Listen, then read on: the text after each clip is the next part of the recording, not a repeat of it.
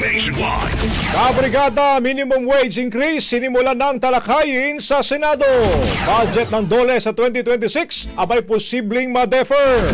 Brigada Ann Cortez, ibrigada mo! Brigada Live Report. Ikinasa na nga ngayong araw ng Senate Committee on Labor, Employment and Human Resources Development ang kanilang organizational meeting at unang pagdinig hinggil sa minimum wage increase.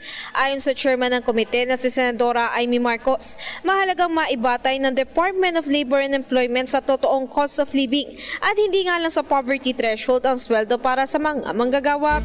Sa kabilang banda, binalaan naman din ni Senador Raffy Tulfo ang DOLE na hindi siya magdadalawang isip na ipa-defer ang pondo naman ito sa gagawing budget deliberation.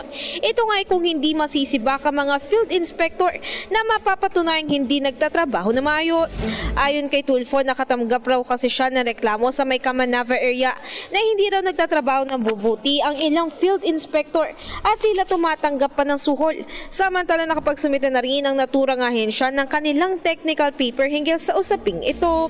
In the heart of changing lives, ako si Brigada Ann Cortez ng 105.1 Brigada News FM Manila, The Music News Authority. Ang bahaging ito ay hatid sa atin ng Power Cell Salabat, ginhawa ng bawat nangangarap.